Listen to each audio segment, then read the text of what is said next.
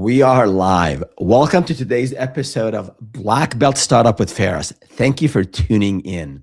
So, what's happening in the world of entrepreneurship?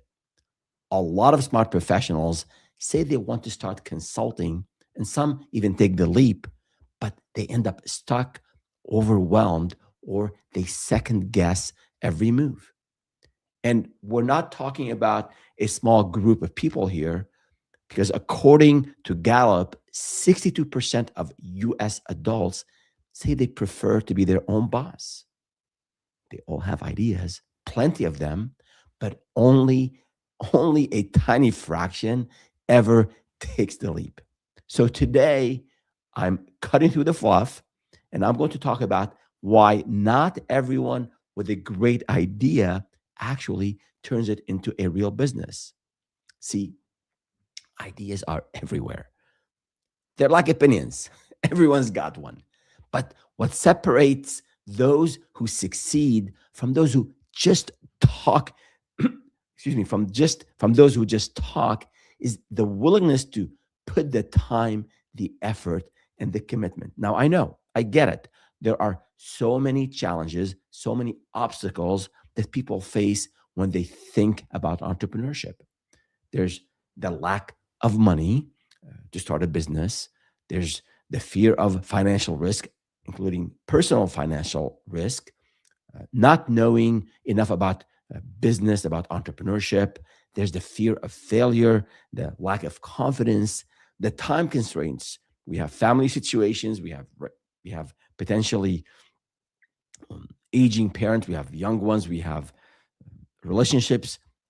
Bunch of things that could be happening around us. Not to mention, not the least of, is regulations and changes in tech and in the shifting, this seismic shift we call AI that's happening around us. So the list goes on, and many of these concerns are legitimate. And when I started my very first business, I had many of these concerns. But the good thing is they can all be addressed, whether they're perceived issues and risks and challenges or the real fears and real challenges. All of that can be addressed. So today, I'm going to dig into the top 10 or so questions I hear from people who say they want to start a business but have not made the leap yet. And I'll walk you through 3 exact steps to start, or if you started and you're struggling, to restart your consulting business this year. If you're serious, these answers will be your roadmap. If you're not, maybe it's time to get serious. And before we dive into this topic, a couple of administrative items.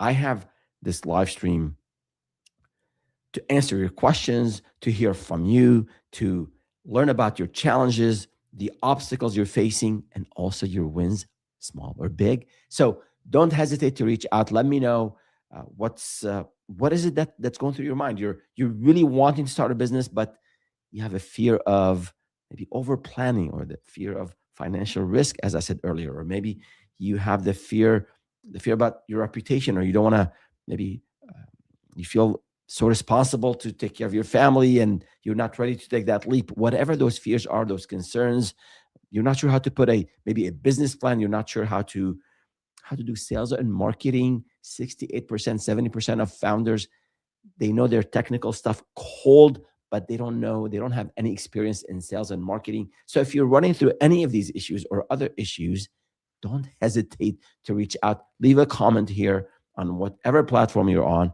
or reach out to me at startupwithferris.com. My email is Ferris, F-E-R-A-S, like my first name, at startupwithferris.com. I read every email I get, and we keep it all confidential, and I'll respond to you. But let me know what's going on. I'd love to know from you. And we have these live streams to cover a business topic and then answer these questions. So let me know. Now, let's jump right back into it.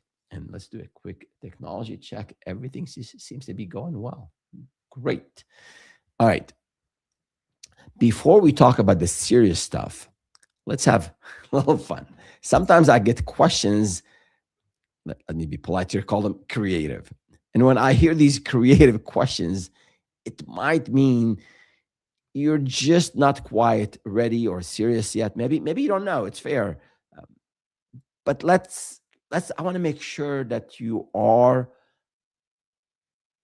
serious about starting, because if it's something that you're not putting any time into it, any effort into it, you're not potentially blocking some time in the evening, some time on the weekend to look into this business idea and to turn it into a profitable business, maybe this is not the right time. Maybe you delay it till later.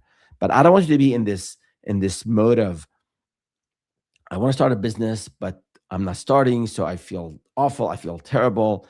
That's not a good situation to be in. Either decide to do it and do it, or put it on the shelf for when you have maybe better time or better circumstances. But let's go through some of these creative questions I mentioned earlier. So, and I believe I can put these, yeah, I can put those on screen for those of you watching. Again, thank you for those who are with us live. So here is the first one. Is there a way to start a business that makes money, but I never actually have to work on it? I swear to God, I'm not making this up. I am not making this up. I've got this question. And the person I think was genuine. They thought they could. I asked them first, I said, do you have any funds? Do you have any resources? What are the skills that you have? And they have skills in their profession that they've been at for the last 20 or so years, but they want to do something completely different. And they don't have a whole lot of skills in that new domain they want to go into. So they don't have skills in the new domain for the business idea that they have. They don't have any funds to uh, to start that business, and and they want to do it, and they don't want to work on the business. See, all the above is addressable. You can work really hard and you can bootstrap and you can learn new skills. No problem with that whatsoever. But when you tell me I never want to actually work on it, so when I dug deeper, they want to be the CEO, they want to be the entrepreneur, they want to be the the the owner, and they want to hire people to run the business for them. But how can you hire people if you don't have money to, if you haven't saved money, if you haven't put money aside to invest in a business? How are you going to hire people to do it? And you're not willing to put the work to do it. So I don't know if these folks are watching a lot of YouTube. They're on Instagram all day long and they see all these get rich quick schemes about doing something and then drop shipping or whatever it is today, whatever the latest thing de jour, something with AI, and you'll make $10,000 a month and you'll be a business owner. My friends, it doesn't work that way.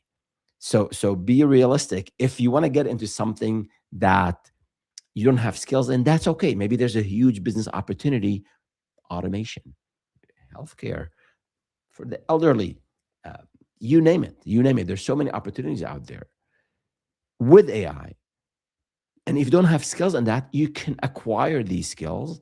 And then from there, you can do vet the business idea that you have.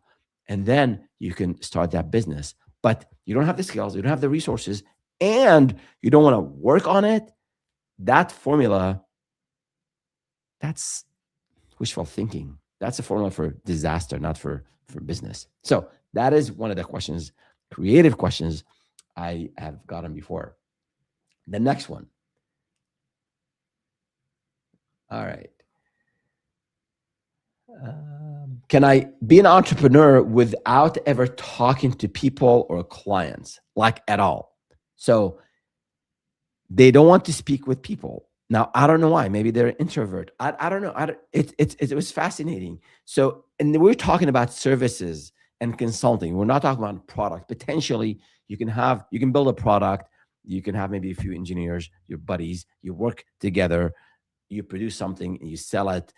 You hire people to deal with customer support. Yes, you don't have to hire people. You don't have to talk to people. Okay. But you still have maybe a co-founder, your first hires, your contractors, your accountant, your lawyer. So, but in services, in consulting, it's people-based business. So you cannot be an entrepreneur and not wanting in services. You cannot be an entrepreneur in services and in consulting and not and not wanting to talk to people or to clients. Yes, some clients are difficult. You'll get a jerk every once in a while, but a lot of people are nice. Most people are nice. You take care of them, they take care of you.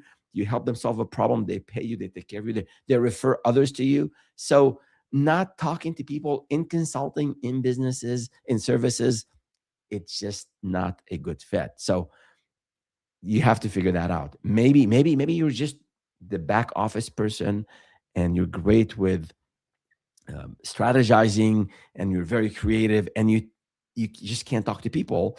If that's the case, find a co-founder who's the opposite, because you'll need those two skill sets: the back end and all the maybe all the implementation, all the back office.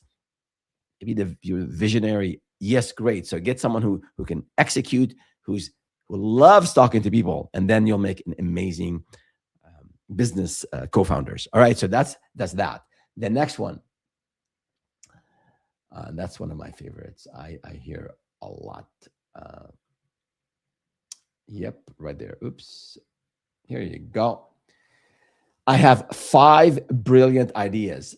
Believe me, they're great. And I had another 5 last year. Okay. So this is, what's that saying? The person who chases 2 rabbits ends up with none. So you have 5 rabbits here. 5 rabbits you're chasing, you ain't going to catch any one of them. And I think those of us who are more uh, right brain, they're on the creative side, they probably struggle with this more than others, because you have all these ideas always brewing in your mind, and that's great. When you're in the very very early stages of starting a business, you're not sure what is it that you want to build, what services you want to offer. That's when you want to that's when you want to have this full blown brainstorming, and no idea is a bad idea, and check with other people in the industry, do competitive research. If you have co-founders, whiteboard all this information. That's great. But at one point in time, you have to choose one of these 5 brilliant ideas and then execute. It's all about execution. Research is great, brainstorming is great at one point, but there is a time limit on that. And after that, you have to execute. So those were some of the very creative questions that I have gotten this year. And I thought I'd share them with you. Again, it's not, that's where people are on their journey. Sometimes they just haven't had the right guidance, or some of them been praised by being very creative. And yes, pursue your dreams and pursue your passion. I'm all for that. It's really hard and difficult and sad that you spend 60 hours a week on something that you don't have any passion for. I get it. But passion is not sufficient. Creativity is not sufficient. You have to execute. You have to put the time, the effort, and the resources and the commitment. Moving on. The next question is, now these are more serious, less creative, I would say. How do I know if my idea is actually a business or just a hobby? Well, you don't expect to make a lot of money from a hobby. You're not going to scale and have team members and have accounting and have lawyers involved if this is all about a hobby. So if you, and that's something for you um, to think about. And actually, I was at an event yesterday where Sal Khan, the founder of the Khan Academy, and he was actually interviewed by a VC, a venture capitalist, and the venture capitalist said, the first question, tough question, why did you do this startup Khan Academy as a nonprofit? Because if this was for profit, it'd be worth billions of dollars now. I think last I checked, I think Sal Khan, the Khan Academy, had close to 10 million followers on YouTube. So they're great. They've grown, and the amount of education and training and helping all these young ones in math and other subjects has been just phenomenal. So because, and Sal had his reasons for, he didn't want to have any barriers um, uh, for people throughout the U.S. and internationally to have access to knowledge, and he wanted to it created less friction when he was pitching ideas to people who were going to use what he was producing. So that was his decision, and he grew very well. Um, and it started as he was helping his cousins. So and then it turned into this thing on YouTube, and that just blew up. Great for him. Very happy for him. So I think for you, decide if it's something you want to do as a hobby on the side. And he said that he was working full time. I think he was in finance in hedge. He was in a hedge fund, and then in the evenings he would be helping his cousins. And then the word got around, and then everyone started calling him to help them in math. And then someone suggested, why don't you put this thing on YouTube? And we know the rest of the story. So decide if this is something, whatever is it that you're fettling with, whatever that is you're thinking about that's brewing in your mind, put it into action. Offer your service maybe to a nonprofit, help your cousins or whoever has a problem that your skills can solve. This is the core. This is the core of what a business is. This is the essence of a business. You're solving problems for people who are willing to pay for that solution. So if you're not sure if it's a hobby or a business, I would say first try it, see that you're benefiting others, you're getting feedback from the market or from your relatives, and then start to think about, do I want to make this as a business? Yes. Okay. Let me talk about pricing, who my target audience is, where is these potential buyers, how do I put together a plan to go and meet them and get feedback, and I have to learn about marketing and sales, all that good stuff. And we have videos on our channel. I have a playlist on sales. I have a playlist on marketing. Check it out if you're new to sales and marketing. But this is really important. You shouldn't be doing a side hustle for months and months and months and years. If you need some extra cash because of life circumstances and you're doing two jobs, I get it. If you're doing a side hustle to learn a skill, I get it. But you won't be able to succeed and do well with your side hustle or with your full-time hustle if if your attention is divided and you're not focused. So that's the answer to this question. The next one is, what if I'm afraid of failing or losing money when I start? So the fear of failing, the fear of losing money, the fear of reputation, the fear of disappointing my family and those who maybe depend on me. Those are all legitimate fears. And we have a video I have a video on the YouTube channel, the three invisible traps that get you before you even start. And I have another video on the fears, on getting up that building that confidence ladder and addressing the fears. And I published the founder's fear to focus playbook, listing 7 types of fears, and then how those voices started growing in your mind, and then how you can talk yourself out of it, and then specific steps you can take to face those fears and turn them into focus. So I have a lot of content on this fear of failing and losing money. But to summarize all of it, if I were to do that in a few seconds, I would say confidence is built with action. You want to do some research. You want to do you want to be educated about what you want to offer, about the market, about the needs of your potential clients. But confidence is built with taking some steps, with stepping on the mat. In Aikido, with taking that first roll. Very hard. Took me weeks to get that fear out of my mind, but it happened with practice. I did watch YouTube videos on how people roll, and I was so impressed by some of these highly accomplished martial artists and how they move. But until you step on the mat and you try the technique and and you just face that fear, it's really hard to overcome it. So you can read about it, you can put a whole lot of reasoning behind it and why it's good for you and why it's safe. But some of these fears have to be dealt with action. And you can have, as they talk about in psychology, you don't have to, you can go, I think they call this flooding, where you have immediate exposure to things that you are fearful of. Some of us prefer that way. Or you can do it in a gradual fashion, so you, in a way, desensitize yourself from these concerns, from these anxieties. So if you can't talk to people, you're just not, you haven't done marketing, you haven't been out there. So you can decide to go to an event where they have 200 people. All of a sudden, just put yourself in there and deal with it. That might work for you, that flooding method.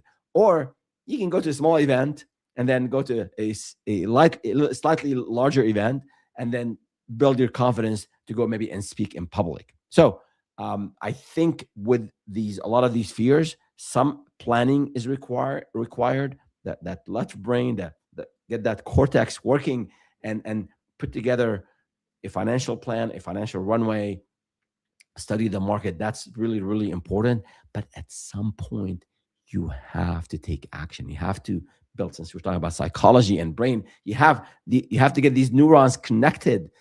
Something about neuroplasticity, where you can create new, you can't erase maybe old memories, but you can create new memories. You can create new paths in your brain that will help you build, that will help you accomplish what you are trying to accomplish. Not easy, but again, you can do it gradually. You can do things step by step, just like when you learn how to ride the bike or how to swim. It was one, I guess, one pedal at a time, one strike at a time, one stroke at a time. All right, that is that. The next one is, how do I actually find my first client if I've never done this before? The short answer is, in most, I don't have stats on this, but the short answer is, in speaking with over 250 founders that I've coached or advised over the years, the vast majority of these founders got their first clients from their network. So you're more likely than not to find your first client from your network. But your network will not come to you and say, I want to buy from you. You still have to learn how to do outreach, how to connect with people, how to start a conversation about sales, and how to let the world know, your network know, that you are this amazing consultant with 5, 10, 15 years of experience in IT consulting, HR consulting, financial advisory, whatever your skills, whatever your profession is. You have to tell people that's that's what you are doing now. So I would say the vast majority of the cases, you will get your first clients from your network, and it's on you as a founder, as a business owner, to go out and reach your network and let them know of this new thing that you just started. And if reaching out to people is just not your thing, trust me, it wasn't my thing when I started. Someone told me you have to go to these networking events. And I went and I found an event at 7 a.m. where they have breakfast and they talk about what they do, and they share leads. I mean, it was very difficult for me to just a room, walk into a room of strangers at 7 a.m. I mean, I eat breakfast. I get up early, but I don't eat that early.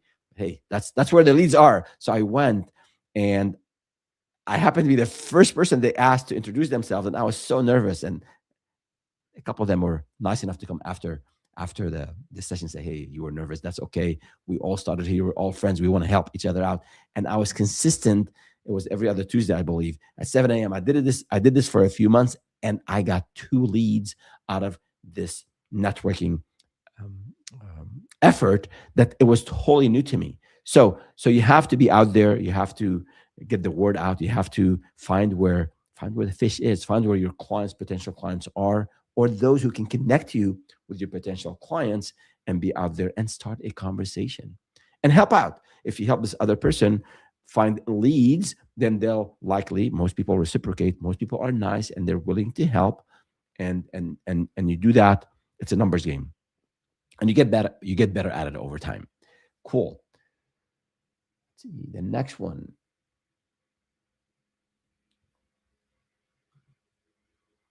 What do I need to know about pricing my services so I don't undercharge? So, what do I need to know about pricing my services so I don't undercharge? Short answer is I have an entire video, 90-minute video on pricing models. So check it out. I'll put the link in the description after this stream, and you can learn about all the pricing models. If you are just starting out, I would say go with hourly.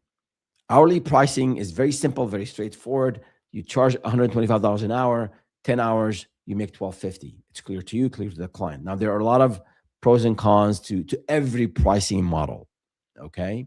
But for consultants who are just starting out, hourly is a great way to get into this world of pricing. So don't overthink it. You can do some research, use AI. There's a good time where you can use AI, give it a very lengthy prompt about your where you are, about your background, about what you're selling, and ask it to give you some pricing. And then if you can do some competitive research, that will even be better. You get real data from those who are selling something similar to yours, and then you go and use that number. Now, if you are just starting out, and I want to emphasize, let me put this back on the screen. If you are just starting out, where was it? You mentioned I don't undercharge. If you're just starting out, don't worry about undercharging. Don't worry about undercharging. I want you to sell.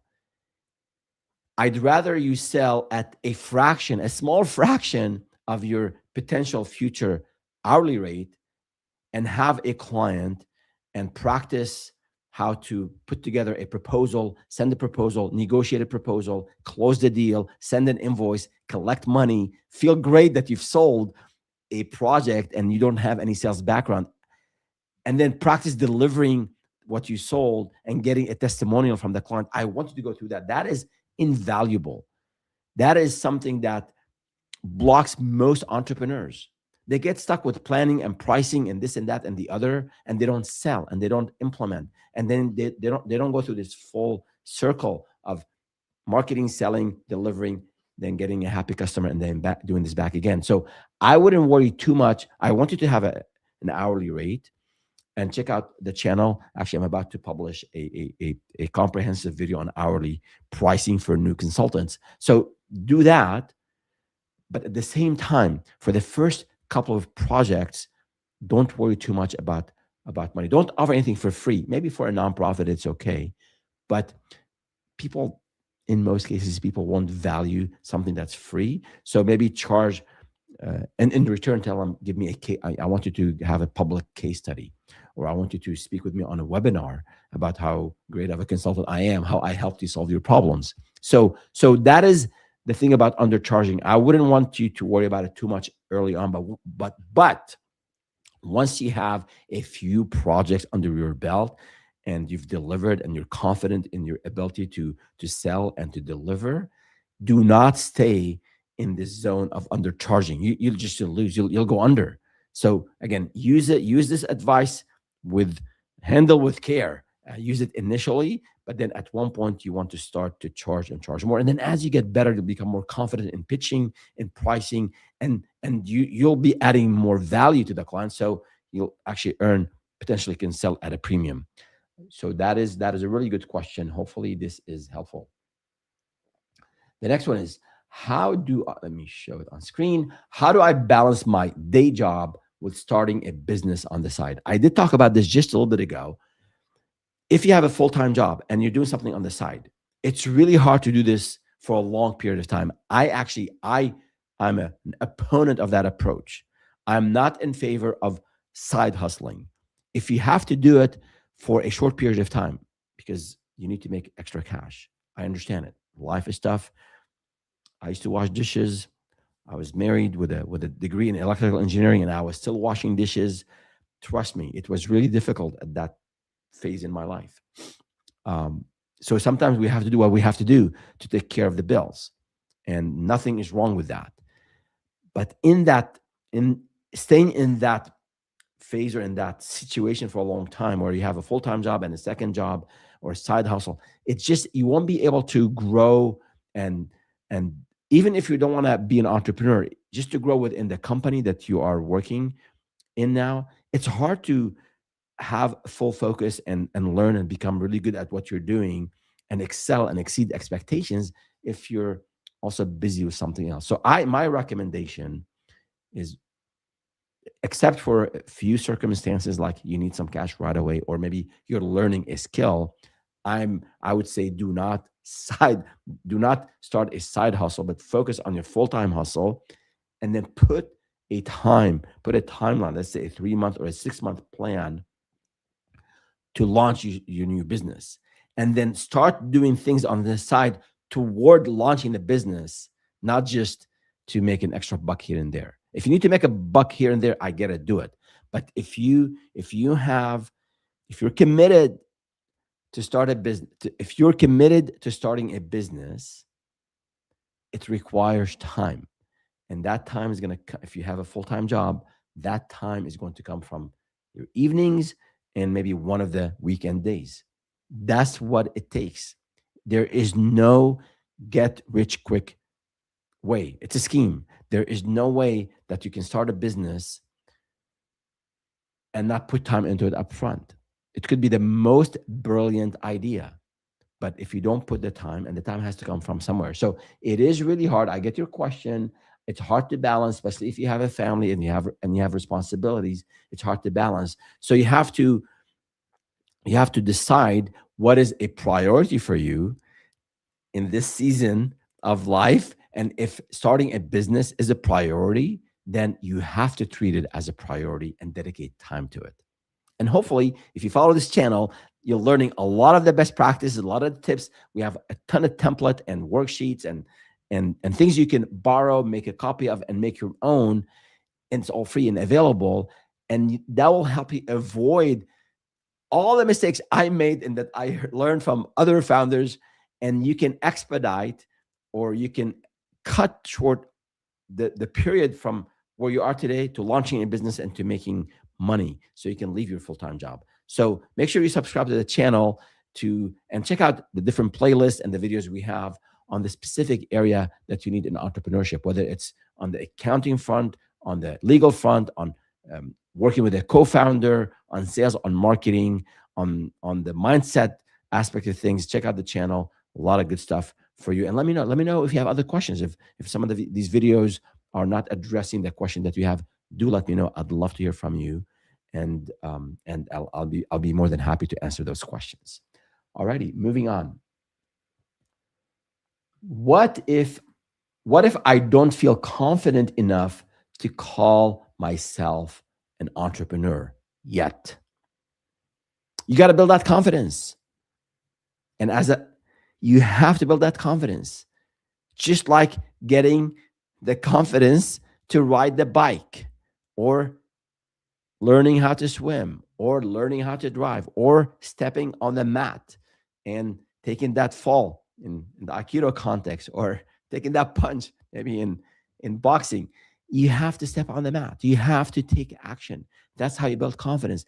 I'm not saying you take high risks. I want you to take calculated risk. I want you to study, to prepare. I want you to be fit before you start taking roles, but you can do it gradually. This is the beauty of it. You just have to start. First, you have an idea. You have to vet the idea, and then you have to be out there, online, reaching out to people in your network, or in person, talking to people locally at a conference, wherever your clients are, and yes, your pitch, your conversation starter, maybe a better word than pitch, will be maybe awful the first time. Okay, this first person won't buy from you. Okay, you've learned. You built a little bit of that muscle.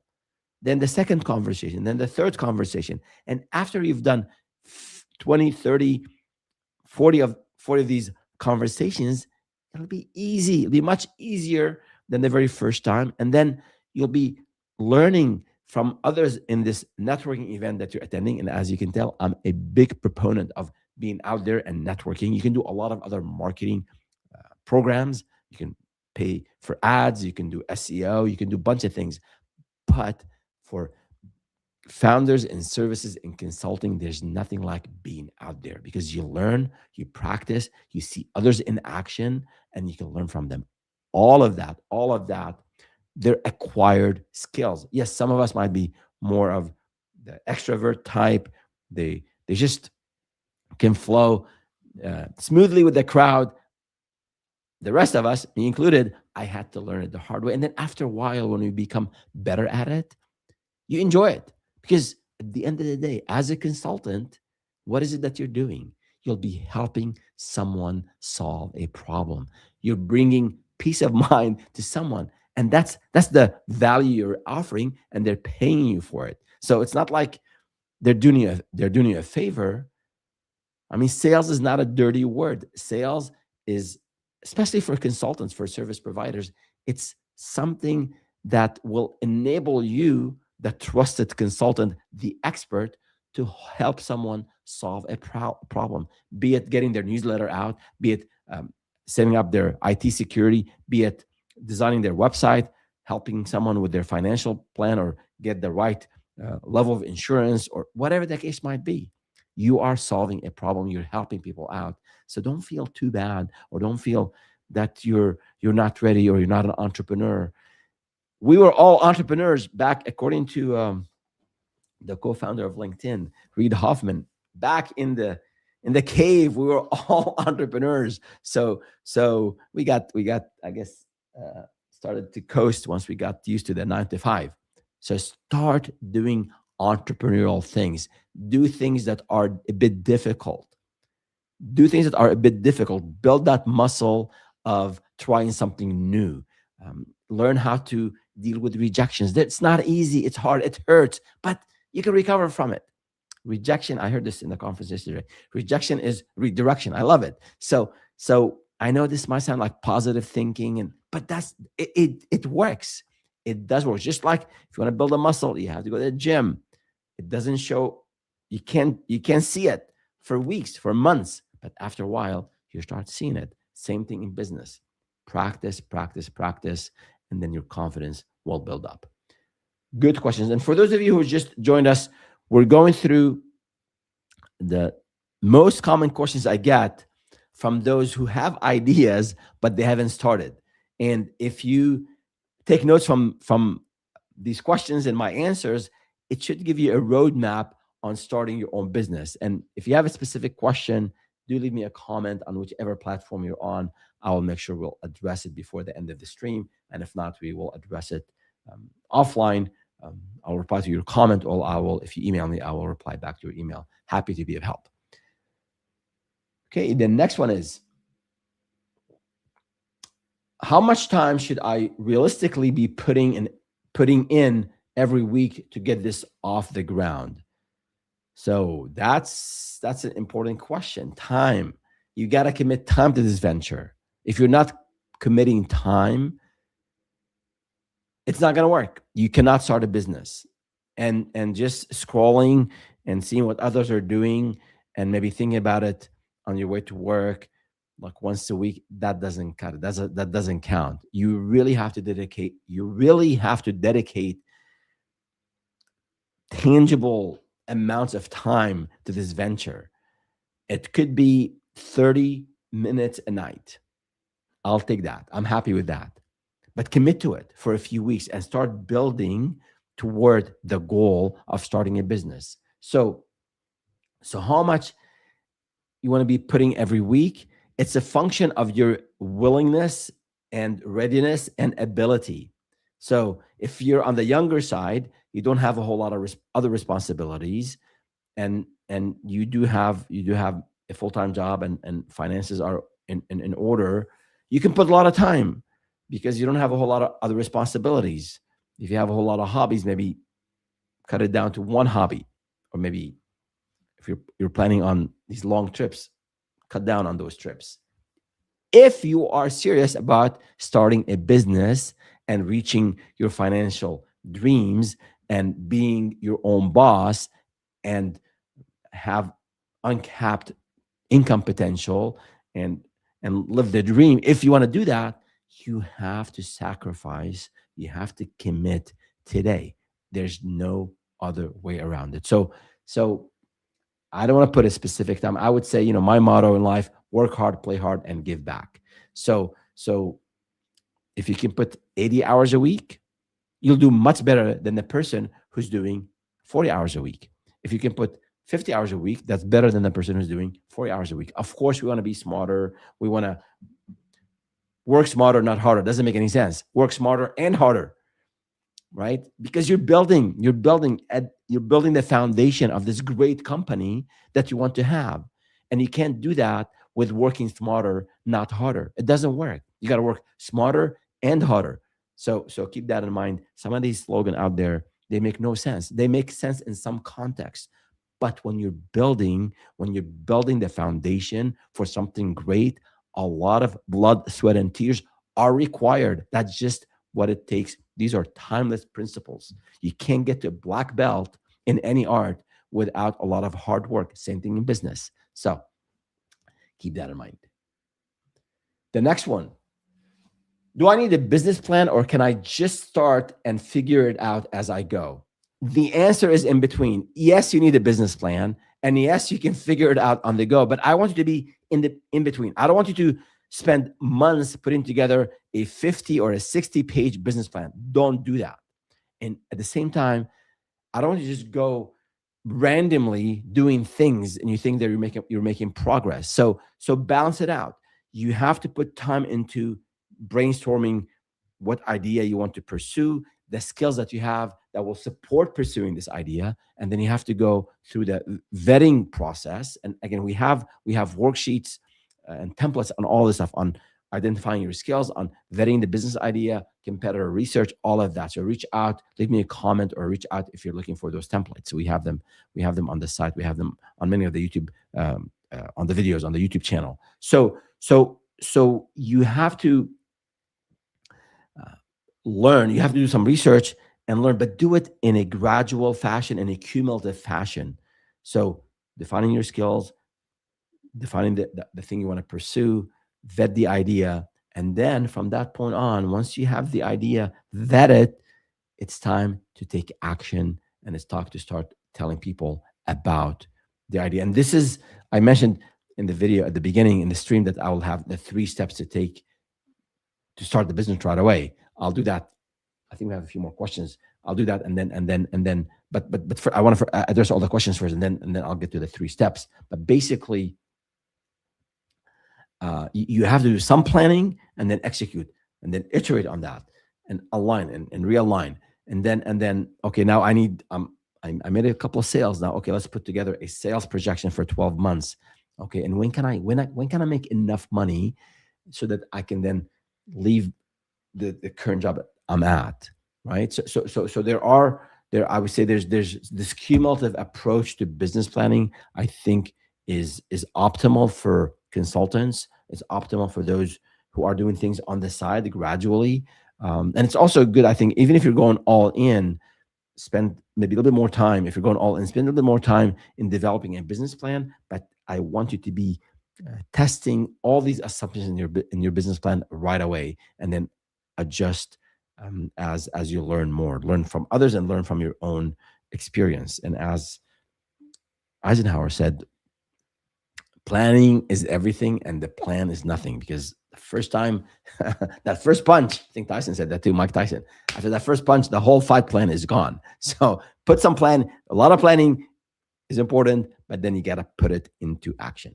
All right, a couple more questions, and then we'll wrap up with the 3 steps to take to start the business, and then see if we have any other questions from the community here. So let's see. What are the biggest mindset shifts I need to make to actually follow through? Good question. The biggest mindset shifts.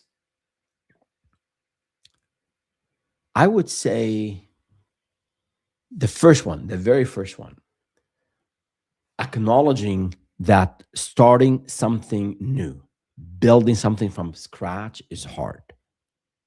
I always say entrepreneurship is 5 times harder than what most people think. So that's the first mindset shift, that it's hard, it's difficult, it's doable. I'm not saying this to discourage you, but it requires focus, commitment, and time. Once that's in place and you start working on the business, working in the business and on the business, then you'll need things like resilience. You get rejection, so you'll make mistakes. You'll run a campaign and it gets you 0 leads. So you have to do another campaign, but you got to improve it. You got to tweak it. So resilience, how to get back up after we fall. Things about dealing with ambiguity, dealing with uncertainties. There's a lot of, and we have a video on entrepreneurship, entrepreneurial traits and mindset. So those are things, dealing with fears, dealing with the, if maybe you're an overthinker, or maybe you're on the creative side, you don't think a lot about things and you just sort of go into execution and you try different things. So dealing with the fears and the concerns and the anxieties, it's one thing. And then I think learning how to deal with uncertainty, learning how to get back up after you fall. Those will come with time as you execute. But initially, I think ground yourself that you're about to build an amazing company, an amazing culture. You'll be this amazing founder. You'll make a lot of money. You'll also share some of that money. You'll help others along the way. So have that big dream 100%. And then to say nothing in life, nothing worthwhile in life can be achieved easily. If you want to build something worthwhile, it takes a lot of time, a lot of effort. So once you have that in mind and that clear intention that you want to build something amazing, I think everything else you start to learn, mindset wise, and also practical experience wise, you learn once you're into it, once you start doing things. Good question. And then the last one here for today, unless we get something from the community, is on. Oh, let me show it. How do I handle the people around me who might not support my idea? There are people out there who want you to fail. Ignore these people. Ignore what they say. All right, I don't know who these could be.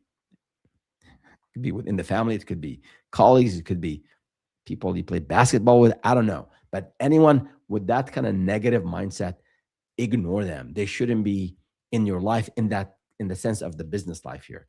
Personal relationship is a different story.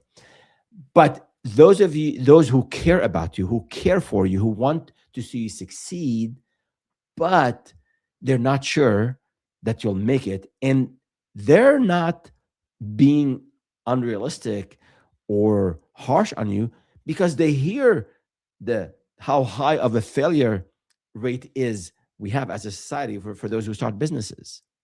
50% of businesses fail. 95% of businesses fail. There are stats supporting all of these numbers depending on how you look at the data. So I wouldn't blame them if the people, sincere people who care for you, who care about you, who want to see you succeed, if they're concerned about your potential to succeed and they're maybe not as supportive, those people outspend more time with them to share your vision, even if they're not involved in the business, even if whatever you're doing, they have no idea about. But if they see and feel and see you in action that you are not going on a vacation every other weekend, on a hike, on a long hike, on going out with the team, with the guys, with the boys. If they see that you're not going out every night, if you see that you are sacrificing maybe weekend nights and some of the weeknights to work on the business, if they see you serious and committed to what you believe in, trust me, most reasonable people would be supportive. At least you get them to be maybe on the fence initially, because they might have some serious concerns about the financials. Let's say it's a spouse and you are the sole breadwinner, and you're telling the spouse, hey, I'm leaving my nice six-figure job and my 401k and my benefits and my PTO to start this business. It is, it's valid. It is actually logical. It's illogical for them not to be concerned. But if you show them that you're building a financial runway, if you show them that you're doing your vetting, if you're keeping them updated about the upside, and even if there's a while here, there's a period of time while you don't have sales, you've got them covered. If you show people around you that you are giving it your best, they will be supportive. At least that's my experience. That's my experience in my life, in my amazingly supportive wife that I have. I've at one point I've tapped into our 401k plans, and I depleted my 401k plans early on, after we saw the light at the end of the tunnel, and we saw a huge opportunity to grow. My partner and I had to put more money in the business, but I did get my wife on board with this big decision because it impacts her. It has the potential of impacting her. And after we had the discussions, she was very, very supportive, and she maintains to be very supportive after all these years.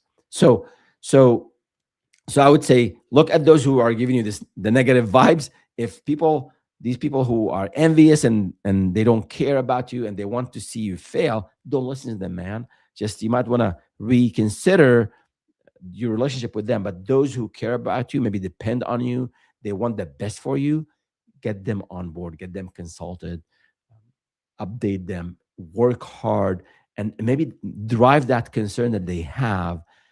Make it maybe a motivation for you that I want to succeed, and then share with them, take them on these amazing vacations, and have them be part of the success once you make it there to the top. So, those were the questions for today. I want to end up with 3 steps you can take to start a business now, this year. You don't need to wait another month. You don't want to wait another year to pass by. As Mark Twain said, 20 years from now, you will not regret the things that you did. You will regret the things that you did not do.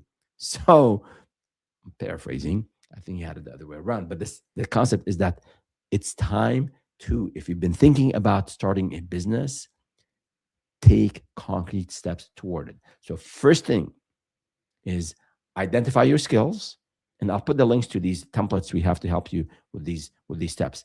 Identify your hard skills and your soft skills. Second step is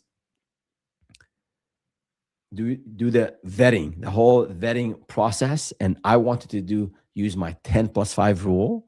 So talk to 10 people who are potential clients, and then research 5 competitors, and you can do that in 1 week. So 1 week to define your skills and study the market. Second week is to do the 10+5, talk to 10 people and research 5 competitors. And again, I have a template for that. And the third one is you have to go out and talk to people about this idea. You have to pitch, you have to start a conversation. So find an event, ideally an in-person event in your chamber of commerce, in the BNI, a local conference. If you live in a small town, there's not a lot of conferences. Is there a town you can drive to, maybe for a couple hours, and attend a conference, a meetup, a local event for people who are in your space, potential clients, and practice how to share with them how you can solve problems for them and maybe their network. And again, I have resources on all of these. I have links to I'll have links to all these resources in the description, so you can, and we have videos on those, so you can click on those templates, make a copy, make them your own, and put them into action. So in 3 weeks, you can do it faster. You can do it in a week. But if you're busy, tied up, you're not in the right frame of mind yet. So give yourself some time, and then say, I'm starting this Saturday, this Sunday, I'm starting. I'm going to do these 3 things: assess my skills, assess the market, and vet the idea, and then schedule an event to go to and pitch. The legal stuff, the accounting stuff, starting your LLC or your S corp, all that easy. You can do it online. You can use one of the services. You can speak with an attorney. That's easy. The hard part is going out there, stepping on the mat, and taking that first role in Aikido, taking that first step into telling the world about, telling one person or maybe a group of 5 people about what you do and what you offer and how you solve problems. That's it for today. If you like this content, hit the like button, subscribe to the channel at on YouTube at Startup with Ferris, and let me know what is it that you're planning on doing this year. And if I can be of any help, just let me know. I'll be more than happy to do so. See you next time.